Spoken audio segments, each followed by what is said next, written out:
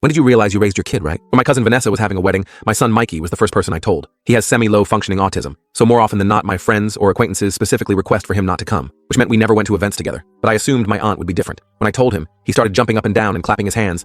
Really, Daddy? Really? I can go? When I exclaimed an enthusiastic YES, he jumped into my arms and we twirled around. One symptom of his autism is that he is quite easily joyed by the little things in life. So as we made our way to the wedding rehearsal, I made sure to prep Mikey on wedding manners. Don't talk during the ceremony. Try to be quiet. It's the bride's day, not ours, etc. He seemed pretty attentive, so I thought all would be okay. But we were halfway through the practice ceremony when Mikey started smiling really hard. He only does this when he's really happy about something. So I squeezed his hand tight as if to say, I'm happy too. But we stayed completely silent.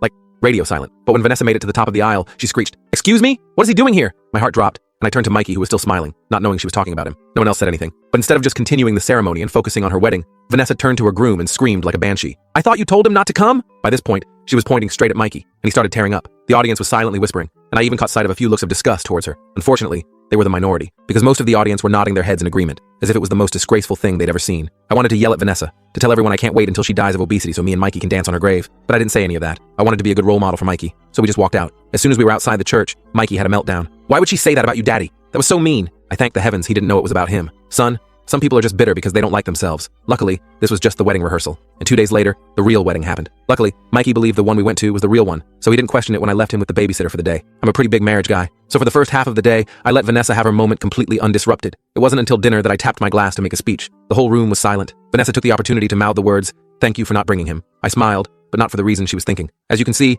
I am currently at this wedding without my wonderful son, Mikey. The air was filled with an awkward tension, but I didn't care. A lot of you didn't want him here today, but he still wanted to give a few words. I then took my phone out and started playing a voice recording. It was one I had secretly recorded of Mikey talking about how happy he was for Vanessa and her husband, in 7-year-old terms. Hearing his voice so full of happiness made me tear up, and the rest of the table did too, except Vanessa, who looked so angry I thought she was about to explode. Still, she cheersed with me and the rest of the family. Little did I know, that moment ended up being the calm before the storm, because the next day, not even 24 hours later, there was a knock at the door, and it wasn't Vanessa.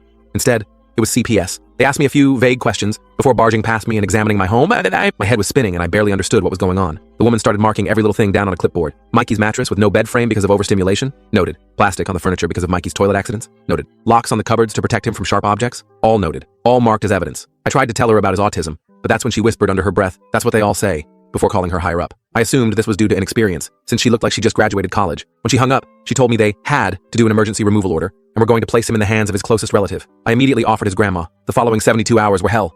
My stomach was turning, and I felt completely powerless. And above everything, I was angry. I knew somehow Vanessa was behind this, and once everything was said and done, I planned on making her pay, because insulting me or my son is one thing, but taking him away is another. The rest of the full story is on my channel and linked below.